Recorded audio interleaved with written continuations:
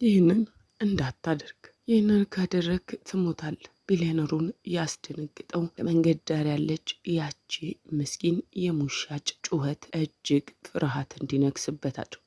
ይህ የመንገድ ዳር በበሰበሰ ሙዝ ሽያጭ ብቻ የነበረችው የቆሻሻ ልብስ የለበሰችው ባዶ እግሯን የምትሄድ ማንም የማያዳምጣት እሱ ደግሞ ቢሊዮነር ሀያል የተከበረና የማይነካ ሰው ነበር። ያን ዕለት ጠዋት ነበር ከቢሮው ሲወጣ አየችውና በውስጡ የሆነ ነገር ተሰበረ። የምትሸክመውን ትሪም ጥላ ወደ መኪናው መንገድ ሮጠችና በሰው ፊት የእጁን አንኳ ያዘችው። ከዚያም የማይታሰበውን አደረገች። ሰዓቱ ከእጁ ላይም መንጭቃ አወለቀች። ሰዎች በግርም ታዩ። የጥበቃ ሰራተኞች ተጠጉ። ይህንን አታድርገው ብላ ለመነችው። አደረግከው ትሞታል። ቢሊዮነሩ ደነገጠ። ምክንያቱም በህይወቱ ለመጀመሪያ ጊዜ ፍርሃት አንዲት ምስኪን የሙዝ ሻጭ እንዲያጥም አደረገው። ለቻናላችን አዲስ ከሆናችሁ ሰብስክራይብ በማድረግ ቤተሰብ ይሁኑን እያለን ወደ ዛሬ ያዝነላችሁ ታሪክ አለ። ሉላ በህይወት መጀመሪያ የተማረችው ነገር ቢኖር በፍጥነት ከእንቅልፍ መነሳት ነበር። የፈለገችው ሆኖ ሳይሆን መንገዶች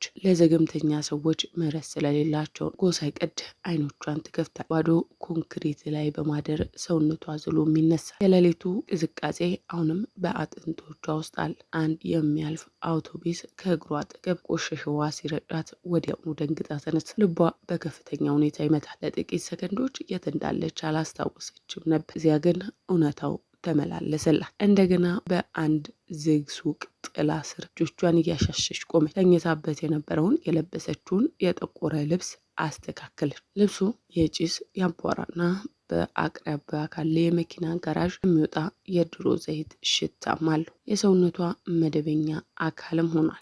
ፀሐይ ስትወጣ ሌላ ቀድሞኑ የሙዝ ሻጮች በሚሰበሰቡበት መንገድ ዳር ነበረች። ገንዘቧን በጥንቃቄ ቆጠረች። ፕላስቲክ ውስጥ የታሰሩ ትናንሽ የተጨማደዱ ኖቶች ብዙም አይደሉም፣ ግን የዕለቱን ትሪ ለመግዛት ይበቃል። ትሪውን ስታነሳውም ይከብዳል። ከዓመታት በፊት ራሷን እንዳስተማረች አንገቷን ቀጥ አድርጋ በትክክል በራሷ ላይ አኖረችው። ሙዞቹ በጥሩ ሁኔታ ተደርድረዋል። ቢጫና ጥቁር ነጠብጣብ ያላቸው የበሰሉና ጣፋጭም ናቸው። የእሷ ብቸኛ የህልውና ምንጭ። የበሰለ ጣፋጭ ሙዝ ግዙ። የተራመደች ሳለ ድምጿ የጧቱን አየር ያስነጥቃል። መጀመሪያ በመኪና ገራዦች በኩል አለፈ። የነዳጅና የቅባት ሽታ አፍንጫዋን ሞላ። ወንዶች በሞተር ድምፅ ላይ ይጮሃሉ።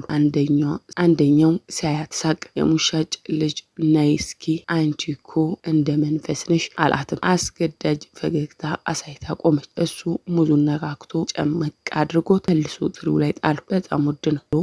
ፊቱን አዞረ። ስድቡን ዋጥ አድርጋ መንገዷን ቀጠለች። በግንባታ ቦታ ላይ አቧራ እግሮቿን አለበሳች። ሲሚንቶ አቦካካሪ ማሽኖች ይጮሃሉ። የቀን ሰራተኞች ከፊታቸው ላይ ላብ እየጠረጉ እንደ አካባቢው ገጽታ ዲኮር አዩት። አንድ ሰው ሙዝ ገዝቶ መልስ አልሰጣትም። ሂጂ አላት በእጁ እያመለከተ። ትከራከር ፈለገ። አፏን በትንሹ ከፈተች። ከዚያ ግን መልሳ ዘጋችሁ። መከራከር ሆዷን አይሞላውም። እኩለ ቀን ላይም ፀሐይ በሉላ ቆዳ ላይ ሙቀት ያዘንባል። ለሰዓታት በመራመዷ እግሮቿ ይንቀጠቀጣሉ።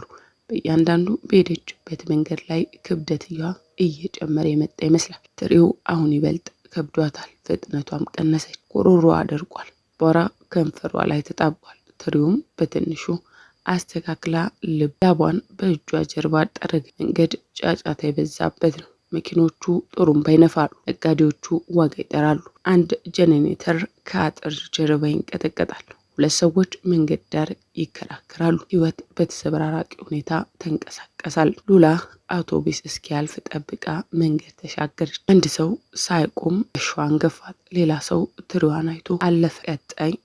ቀጣዩ መገናኛ ላይ ደርሳ በረታች። ለብዙ ሳይሆን የአንገቷን ውጥረት ለማቅለል ብቻ እግሮቿን አቃይራ ትሪዋን አቅንታ ጉዟን ቀጠለች። የበሰለ ጣፋጭ ሙዝ ግዙ። ድምጿ በመንገድ ጫጫታ ውስጥ እየወጣና እየወረደ ይሰማል። ያንን ቅጽበት የማይቆም ምንም ምልክት አልነበር። ምንም አይነት ማስጠንቀቂያም አልነበራት። ሙሉ ህይወቷን እየተጓዘችበት ባለው ረጅም መንገድ ላይ ሌላ አንድ ረጅም ብቻ ነበር። የሪመንድ ጠዋቶች በዝምታ ይጀምራሉ። የብቸኝነት ዝምታ ሳይሆን ህይወቱ በፕሮግራምና በውሳኔው በሚመራ ሰው ቁጥጥር ስር ያለ ዝምታ። ቢሮ አየር ማቀዝቀዣ ቀዝቅዞ ነው። የቢሮ አየር ማቀዝቀዣ ቀዝቃዛ ነው። ከውጭው ሙቀት ጋር ፍጹም ተቃራኒ። ወለሉ እስከ ጣሪያ የተዘረጋው መስታወት ከተማውን ቁልቁል ያሳያል። ሬይመንድ በመስኮት አጠገብ ቆሞ ከረባቱን ዘና አድርጎ ከታች ካሉ የግንባታ ቦታዎች በአንዱ ላይ ሰራተኞቹ ሲሰበሰቡ ይመለከታል። የደህንነት ኮፍያም አድርጓል። ጫማዎቹ በአቧራ ተለክተዋል። እንቅስቃሴዎቹ ዓላማ ያለው ነው። ይህም የተለመደ እርካታ ይሰጠዋል። ኩራት ባይሆንም ነገሮቹ በመሄድ ባለባቸው መንገድ እየሄዱ መሆናቸውን የሚያረጋግጥ ስሜት። ጠረጴዛው ላይ ፋይሎቹና ውሎቹ በንጹህና ተቀምጠዋል። ጎን ለጎን ደግሞ የፎቶ ፍሬም አለ። ሁሉም ታዳጊ ወጣቶች በትምህርት ቤት ዩኒፎርም አንገት ለአንገት ተያይዘው ስለ ወደፊት ጊዜ ምንም ሳይሰጉ ፈገግ ይላሉ። ሬይመንድ እና ኬን ፎቶውን ጥቂት ጊዜ አንስቶ አየውና የቢሮውን በር ሲከፍት መልሶ አስቀምጠው። ደህና አደርክ አለቃ። ኬን ሬይመንድን ዞር ብሎም ፈገግ አለ። ቀድመ መጣ። ኬን ትከሻውን ሰበቅና ከጠረጴዛው ፊት ለፊት ባለው ወንበር ላይ ተቀመጠ። ዛሬ ትራፊክ ረድቶኛል። ሬይመንድ አንድ ፋይል ገለጠ። በ11 ሰዓት ስብሰባ አለበት። ስለ ኢኮይ ፕሮጀክት ቀጠሮች ግልጽ እንዲሆኑ ፈልጋለሁ። ግልጽ ናቸው ሲል ኬን መለሰ በጣም በፍጥነት። ሬይመንድ አላስተዋለው። ኬንን ልክ እንደ ልማድ ያምነዋል። ሳያስብበትም ኬን ከመጀመሪያው ጀምሮ ከሱ ጋር ነበር። ሬይመንድ ብድር ሲወስድ ማንም ሊከፍል ይችላል ብሎ ባላመነ ጊዜ ሬይመንድ ቢሮ ውስጥ ሲያድር ኬን እዚያው ነበር። የመጀመሪያው ትልቅ ኮንትራት ሲመጣ ሬይመንድ አላመናትም። ኬንን አመጣው። ስራ አስኪያጅ አደረገው። ሙሉ ስልጣንም ሰጠው። ከተማው ሬይመንድን ሲያድ ተመለከተች። አዳዲስ ቢሮዎች፣ ንብረቶች፣ ቃለመጠይቆች፣ ግብዣዎች። ስሙ ከዚያ ቀደም ባልነበራቸው ቦታዎች ሁሉ መጠራት ጀመረ። ሰዎች አሁን እጁን ጠንካራ አድርገው ይጨብጡታል። ረዘም ላለ ጊዜ ፈገግ ይላሉ። በጥንቃቄ ያዳምጡታል። ኬንም ይህን ሁሉ ይታዘባል። ሬይመንድ ወረቀቶቹን ሲፈርምም ኬን ይቀበለዋል። የእንኳን ደስ አለ መልእክቶች ሲመጡ ኬን ከጎኑ ይቆማል። በከፊሉ ውስጥ ምስጋና ሲሞላ ኬን መጨረሻ ላይ ያጨበጭባል። ሌላ ቤት ሲል ኬን በጠረጴዛው ላይ ያለውን ሰነድ እያየ በድንገት ጠየቀ። ሬይመንድ በሀሳብ ተውጦ አሁን ትናንት ነው የጨረስኩት ብሎ መለሰ። ኬን ፈገግ አለ። ከንፈሮቹ ተሰኩ እንጂ አይኖቹ ግን ፈገግ አላሉ። በጣም ፈጣን አለው ኬን። ሬይመንድም በቀስታ እየሳቀ ፍጥነት ሳይሆን የጊዜ አጠቃቀም ነው አለው ኬንን። በሩ ላይ ተደግፎም እጆቹን አጣመረ። አንዳንዶች ዝም ብለው የታደሉ ናቸው። ሬይመንድ ቀና ብሎ አየው። እድል ያልፋል፣ ስራ ግን ይቆያል። ኬን ምንም አላለም። በኋላም በዚያው ከሰዓት ሬይመንድ ፕሮጀክቶቹን ለመጎብኘት ወጣ። ፀሐይ ጨካኝ ነበር። የሲሚንቶ አቧራ አየሩን ሞልቶታል። ሰራተኞቹ በአክብሮት ሰላም አሉት። እሱም ጥንቃቄዎቹን እየጠየቀ እያዳመጠና ራሱን እየነቀነቀ ሰላምታ መለሰላት። ኬን ታብሌቱን ይዞም ተከተለው። ሬይመንድም አንድ ሰራተኛ የወደቀ ጣውላ ሲያነሳ ሊራመድ ቆመ። ሰራተኛውም ደንግጦ አየሁ። ጌታዬ አይሆንም፣ ችግር የለውም አለ። ሬይመንድ ቀድሞውኑ እያነሳው ይህን ሲያይም መንጋጋው ጠበቀ። ወደ መኪናው ሲመለሱ ሬይመንድ በአቧራ ተለክቷል። እጁንም ጠቅልሏል። አሁንም ከየት እንደመጣ ከሚያስታውሰው ጋር እኩል ፈገግ ይላል። ኬን የመኪና በር ከፍቶለት ሬይመንድ የኬን እጅ በመኪና እጀታ ላይ የቆየበትን መንገድ አላየ። በፊቱ ላይ የታየውን ስሜት አላስተዋልም። አጭር፣ ስለታምና ወዲያው የተቀበረ ስሜት። ሬይመንድ ሁሉን ነገር ነበር። ጎኑ የቆመው ሰው ግን ያ ሁሉ የሱ እንዲሆን የሚመኝ ነበር። ለሉላ ሌሊት የመጣው እንደ ሁል ጊዜም ነው። ያለ ማስጠንቀቂያና ያለ ምህረት መንገድ ጸጥ ማለት ሲጀምር ዙሪያዋ ባዶ ነበር። ቀኑ ቸር ስለነበር ሳይሆን እግሮቿ ምንም እስኪቀራቸው ድረስ ስለተጓዘች። የሚቆራረጥ የጎዳና መብራት ስር ቆማ በላስቲክ የያዘችውን ሳንቲም በእጇ ከልላ ቆጠረች። ብዙ አልነበረም። ሳንቲሙን ቆጥራ በልብሷ ውስጥ በሆዷ በኩል ደበቀችው። ረሃብ በሆዷ ውስጥ የታወቀ ሰላምታ ስሜት ነው። ከመንገድ ዳር ትንሽ ምግብ ገዝታ እያንዳንዱን ጉርሻ እያጣጣመች ባለች ስትጨርስ እጆቿን ጠርጋ ጉዟን ቀጠለች። አንድ ያልተጠናቀቀ ህንፃ አጠገብ ቦታ አገኘች። የቆመ የኮንክሪት አምዶች በጨለማ ውስጥ ረጅምና ባዶ ሆነው ይታያሉ። በተደረደሩ የሲሚንቶ ከረጢቶች አቅራቢያ ያለ ጥግ መርጣ ካርቶን አንጥፋ ተቀመጠች። የከረረ ህመሙ እስኪቀንስላት ድረስ ባቶቿን አሸች። ከተማዋ በዙሪያ ተተነፍሳለች። አቅራቢያ ሬዲዮ ይጮሃል። አንድ ውሻ ይጮሃል። የሳቅ ድምፅ መጥቶ ይጠፋል። ሉላ ተኝታ በተሰባበሩ ግድግዳዎች መካከል ያለውን ሰማይ አየች። እንቅልፍ አልመጣም። አእምሯም ላለማስታወስ ወደምትሞክረው የድሮ ቀን ተመለሰ። ያኔ ወጣት ነበረች። ትሪዋም ቀለል ያለ ነበር። አንዲት ሴት በስልኳ እየሳቀች መንገድ ዳር ቆማለች። አንደኛ እግሯን ወደ መንገዱ አውጥታለች። መኪናው በፍጥነት ያልፋል። ሉላ ያን ስም መስጠት የማትችለው አስቸኳይ ስሜት ተሰማ። አክስቴ ብላ ጮኸች። ሴትዮዋ ዞር አላለችም። አክስቴ ቆይ አትሻገሪ። ሴትዮዋ በንዴት ዞር ብላ አየቻት። የራስሽን ጉዳይ ያዢ ብላ አሾፈችና ወደፊት ተራመደች። ድምጿ በጣም ፈጥኖ ወጣ። ሩምባ ጩኸት። እናም ብረት የገጨው አካል። ሰዎች ሮጡ። ደም ላይ ፈሰሰ። ሉላም ባለችበት ድርቃ ቀረች። ትሪዋ ከራሷ ላይ ወድቆ መሬት ላይ ተበታተነ። ከዚያም አንድ ሰው ወደ እሷ መለከተ። ከእሷ ጋር እያወራች ነበር። ምን አልሻት? ለምን ትጮ ነበር? ህዝቡ ዞረ። ፊቶች ተለወጡ። ድምጾች ከፍ አሉ። እሷ ናት ያደረገችው። ጠንቋይ ናት። አይቻታለሁ። እጆቿ ልብሷን ጨበጡ። አንድ ግፊት ሌላው ትሪዋን መተው። ጠንቋይ ተናገሪ ይዟት ፍርሃት እንደ እሳት በሰውነቷ ውስጥ ነደደ። በሆነ መንገድ አምልጣ ሮጠች። ሳምባዋ እስኪቃጠልና እግሮቿ እስኪዝሉ ድረስም አልቆመችም። ከጠዋት ድረስ ከድልድይ ስር ተሸሸገች። የማይመጡ የሰው ኮቴዎችን በድንጋጤ እያዳመጠች። ከዚያ ቀን በኋላ ሉላ መንገዶቹ በቀላል የማይስተምሩትን ነገር ተማረች። ቃላት ሊገድል ይችላል፣ ዝምታ ግን በህይወት ሊያቆይ ይችላል። ስለዚህ ለማስጠንቀቅ ስትፈልግ መናገር አቆመች። በውስጧ የሆነ ነገር ሲነሳ ምላሽ መስጠት አቆመች። ዞር ብላ ማየትን፣ መጓዝን፣ መኖርን ተማረች። አሁን ከዓመታት በኋላ በቅዝቃዜ ኮንክሪት ላይ ተኝታ ልብሷን በሰውነቷ ላይ አጥብቃ ጠቀለለች። እንቅልፍ በረሳት ሁኔታ ወሰዳት። ከተማው እሷ የተሸከመችው ክብደትና ዝምታዋን ስታውቅ ጉዞዋን ቀጠለች። በኬን ውስጥ የሆነ ነገር የቀየረው ሌሊት በአንድ የራስ ግብዣ ላይ ነበር። ሁሉም ነገር የሚያብረቀርቅ ግብዣ፣ ውድ ብርጭቆዎች፣ የተወለወሉ ወለል፣ ለስላሳ ሙዚቃ፣ በልዩ ሁኔታ የተሰፋ ልብሶችን የለበሱ መንገዶች የለበሱ ወንዶችና ውድ ሽቶ የተቀቡ ሴቶች አዳራሹ ሞልተዋል። ምንም የማይነካቸው ይመስል በቀላሉ ይስቃሉ። ሬመንድ የቦታው ባለቤት ይመስል ፈገግታ ይዘረጋል። ሬመንድ የሊኩ ፕሬዚዳንት አስደናቂም ነበር። ሪመንድ ይስቃል፣ እጅ ይነሳል፣ በለመደው ሞቅታ ምስጋናዎችን ይቀበል። ኬን ግማሽ እርምጃ ወደ ኋላ ሆኖ ይከታተለዋል። መጀመሪያ ላይ ማንም አላስተዋለው። ከዚያ አንተም ደግሞ ማነህ ብሎ ጠየቀ። ኬን ሳይመልስ ሪመንድን ጣልቃ ገባ።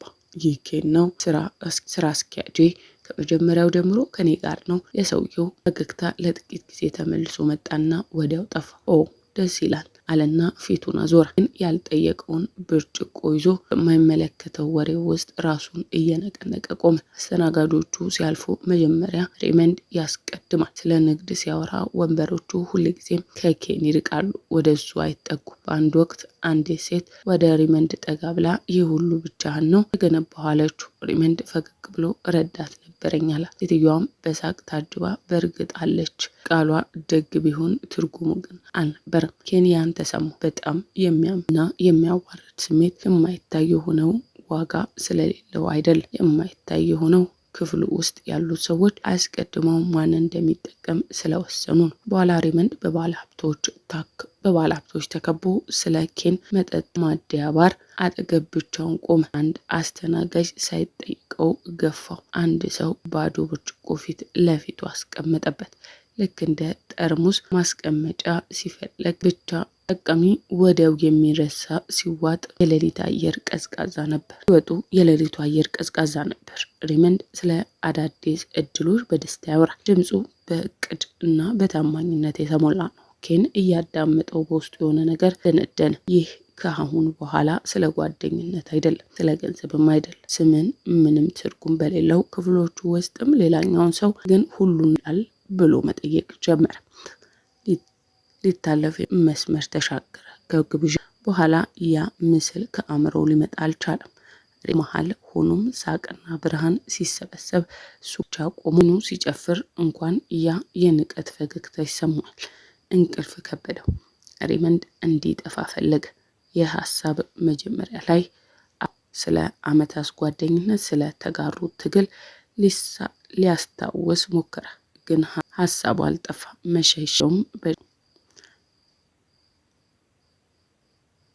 መሸሸጊያው በጭካኔና በጨለማ አጥር ነበር። ወደ ጥንቆላ መቅደስ ሄደ። ባህል ሐኪም የሚጠበቀው ይመስል ዝም ብሎ ተቀምጧል። አንዴ በዝግታ ተናገረ። አንድ መንገድ ለማስወገድ መጣው። ደነገጠ። አንድም ቃል አልተናገረም ነበር። ጠንቋዩ ያለምንም ስሜት ማስረዳት ጀመረ። አንድ ድግምት ጥንቆላ አልሰር ነገር ሁልጊዜ በሚያደርግ ሰዓት ላይ የሚደረግ ከ3 ቀናት በኋላ አለ። ጠንቋይ ሰውየው ይወድቃል። ተፈጥሯዊ የሚመስለው ምንም ትግል፣ ምንም ጥራሬ የለም። ኬን በጥንቃቄ አዳመጠ። ጳውስ ሲል ጠየቀ። ድግምቱን ከተሰበረ አለው ጠንቋዩ። ከተሰበረ አለው ጠንቋዩ። አእምሮ አብሮ ይሰበራል። ኬን ተስማማ።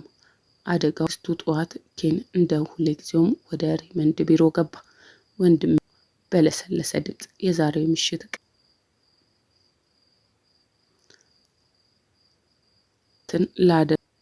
የኔን ስራ አቁሟል። እየሳቀ ሰዓቱን አወለቀ። ወሰደው። ነገ ትመልስልኛለህ። ኬን ሰዓቱን ሲይዘው ከሚገባው በላይ የገው መሰለው። ወደ ቤት አልሄድ። ቀጥታ ወደ ስነ ስርዓት ፈጸመ። ድግምቱም ተደረገ። ማስጠንቀቂያውም ተደገመ። እንዳታደርገው ከተሰበረም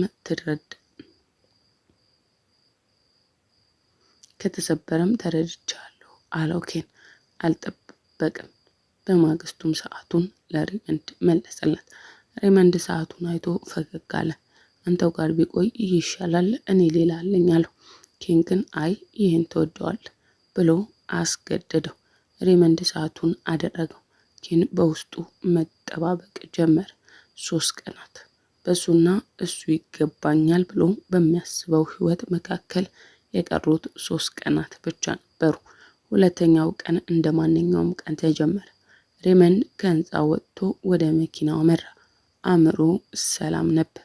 በመንገዱ ማዶ ሉላ ትሪውን ተሸክማ ቀስ ብላ ትጓዛለች። የበሰለ ጣፋጭ ሙዝ ግዙ። ከዚያም አየችው። ሰውነቷ ወዲያውኑ ምላሽ ሰጠ። ልቧ በከፍተኛ ሁኔታ ይመታ ጀመር። አይ ብላ በሹክሹክታ ተናገረች። አቆመች። ትሪዋን መሬት ላይ አስቀመጠች። ሙዞቿ ተበታተኑ። እርሷ ግን ረሳቻቸው። ወደ እሱ ሮጠች። ሬመንድ ከመናገሩ በፊት ሉላን አንኳውን በኋላ ይህ ምን እያደረግሽ ነው አላት። ሬመንድ ጥበቃዎቹ ተጠጉ። ሉላ ሰዓቱን አጥብቃ ይዛ እየተንቀጠቀጠችም እባኮን ይህንን ሰዓት እንዳታደርጉት። ሬመንድ ደንግጦ አያት። ለምን የራሴ ሰዓት አላደርግ? ራሱን እየነቀነቀ በፍርሃት ዝም ብላ እየለበሱት ባለችው ይህን መልስ አይደለም አላት። ለምን? ሉላ አፏን ከፈተች። ደገመችና ዘጋችሁ። ተጠጋ። በሰው ፊት ይዘሽኝ ንብረቴን ወሰድሽ። አሁን ለምን እንደው ንገሪኝ እባክዎን አለች። ብለው እመኑኝ። እንዴት አምንሻለሁ ሲል ሬመንድ ጠየቀ። ራሷን እየነቀነቀች አይኖቿን በእንባ ተሞልተው ካደረጉት የሬመንድ መንጋጋ ጠበቅ። ምን አይነት አስከፊ ነገር! ሉላ ዝም አለች። ሰዎች ሁሉ በትኩረት እያዩ ነው።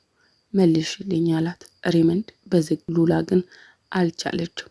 ከንፈሮቿ እየተንቀጠቀጡ እባክዎን ብቻ መልሶ አደረጉት። ታለመነች። ሬመንድ በእጁ ያለውን ሰዓት ከዚያም ፊቷን አየ። ለመጀመሪያ ጊዜ ጥርጣሬ ዋጠችው።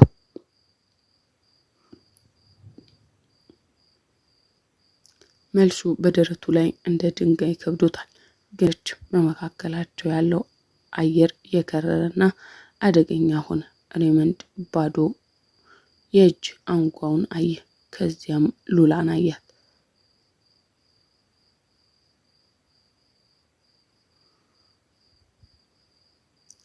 የዚህን ታሪክ አስደንጋጭ ቀጣይ ክፍል ከፈለጉ ፓርትቱን በቀጣይ ክፍል እንድንመጣላችሁ የምትፈልጉ ከሆነ ኮመንት ላይ ያሳውቁን። መልካም ቆይታ።